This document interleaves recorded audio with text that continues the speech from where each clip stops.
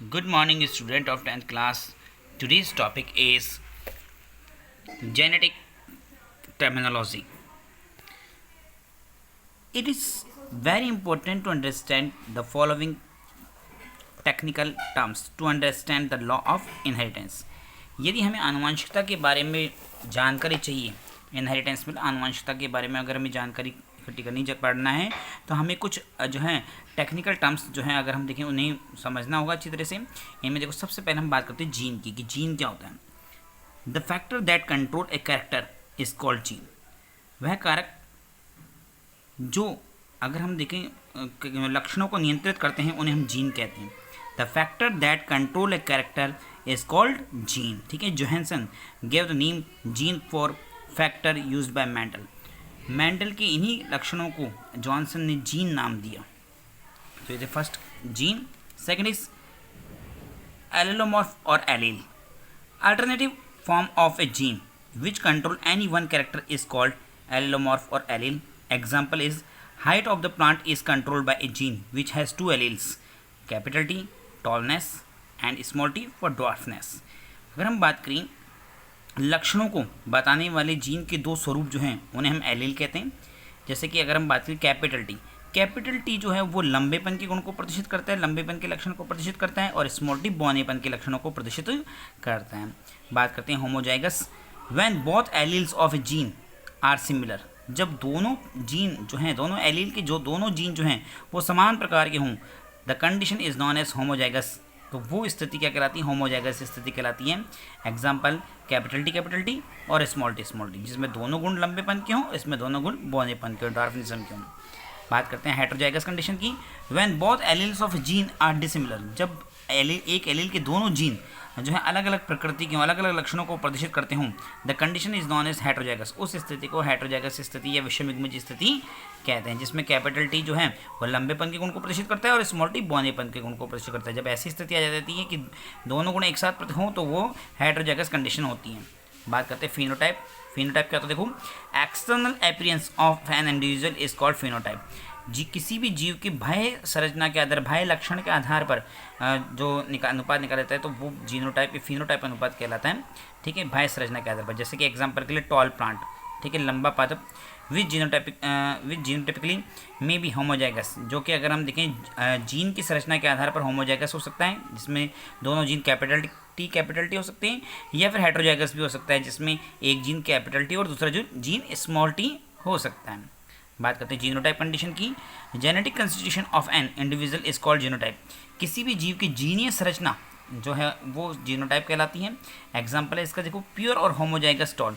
जैसे capital T ये लंबेपन के गुण को प्रदर्शित करेगा। ठीक है, जेनेटिकली मतलब जीनोटिपिकली अगर हम देखें तो जीनोटिपिकली जो प्योर या फिर अगर हम बात करें टॉल जो होगा वो होगा कैपिटल टी, और इम्प्योर और हेटेरोजाइगस टॉल होगा capital T small T.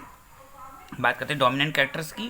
The character which express itself in F1 generation is called dominant character. वो लक्षण या वो गुण जो पहली पीढ़ी में प्रकट होते हैं, ठीक है, जो अपने आप को जो है एक्सप्रेस करें, ठीक है, प्रेजेंट करें, ठीक है, तो वो डोमिनेंट कैरेक्टर कहलाते हैं। ठीक है, जो अपने आप को F1 पीढ़ी के अंदर प्रदर्शित करते हैं, ठीक है, वे गुण क्या कहलाते हैं? डोमिनेंट या प्रभावी कारक कहलाते हैं। और recessive characters, the character which does not express itself in F1 generation. जो लक्षण या गुण F1 पीढ़ी में प्रकट नहीं होते हैं उन्हें हम क्या कहते हैं? रिसेसिव कैरेक्टर या अप्रभावी कहते हैं, गुण कहते हैं। ठीक है, बात करते हैं मोनोहाइब्रिड क्रॉस की। सच type of cross in which single जो है contrasting character trait is considered is called monohybrid cross. जब केवल एक लक्षण को लेकर के अगर हम बात करें संकरण या क्रॉस करवाया जाता है, ठीक है, तो उसी स्थिति को हम कहते हैं मोनोहाइब्रिड क्रॉस या एक संकर संकरण कहते हैं। बात करें डायहाइब्रिड क्रॉस क्या होता है? देखो, such type of cross in which two contrasting characteristic traits are considered in called dihybrid cross. जब दो लक्षणों को लेकर के, किसी भी जीव के किन्हीं दो लक्षणों को लेकर के अगर आपस में क्रॉस करवाया जाता है तो वो डायहाइब्रिड क्रॉस कहलाता है, जिसे द्विसंकर संकरण भी कहते हैं। ट्राइहाइब्रिड क्रॉस क्या हुआ? सच type of cross in which three contrasting characteristic. जब अगर हम देखिए तीन लक्षणों, किसी भी जीव के तीन लक्षणों के आधार पर उनको क्रॉस करवाया जाए, ठीक है, तो उसे हम क्या कहते हैं? त्रिसंकर संकरण या अगर हम बात करें जिसे हम ट्राइहाइब्रिड क्रॉस भी कहते हैं। बात करते हैं इसके अलावा जो है polyhybrid cross. Such type of cross in which many in which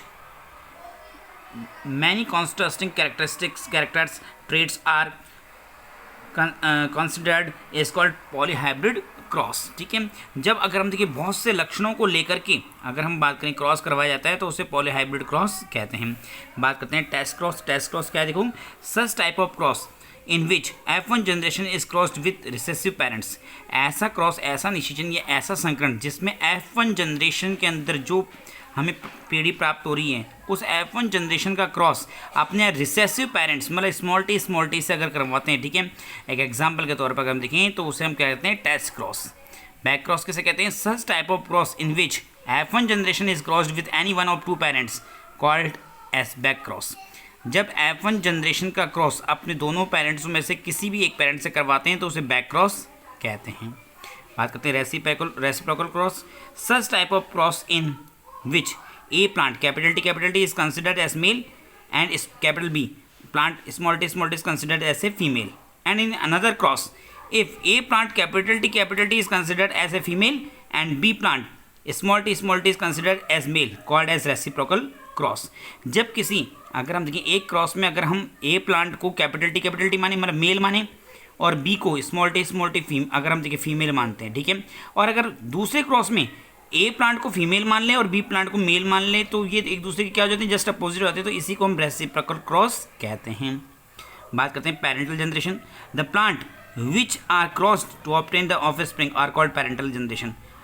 जनक पीढ़ी किसे कहा जाता है कि जो पीढ़ी आपस में जनन करती है या फिर अगर हम बात करें क्रॉस करती है, ठीक है, उसे हम क्या कहते हैं, पेरेंटल जनरेशन कहते हैं।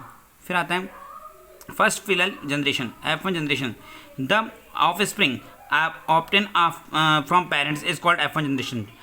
पेरेंट्सल जनरेशन के क्रॉस करने से जो भी पीढ़ी उत्पन्न होती है उसे F1 जनरेशन कहते हैं। F2 जनरेशन या second filial generation. The offspring obtain from F1 generation. F1 generation से प्राप्त होने वाली पीढ़ी F2 जनरेशन कहलाती है। Monohybrid ratio. The ratio obtain from monohybrid cross is called monohybrid ratio. वो अनुपात जो एक संकरण से प्राप्त होता है उसे हम एक संकर जो है अनुपात कहते हैं। Dihybrid ratio. The ratio obtain from dihybrid cross. वो अनुपात जो द्विसंकर संकरण से हमें प्राप्त होता है उसे डाइहाइब्रिड रेशो कहते हैं। So dear student, there are the 20 technical terms in this inheritance chapter. ठीक है, so you can clearly read this, and after completing this we will come again with next video. Thanks.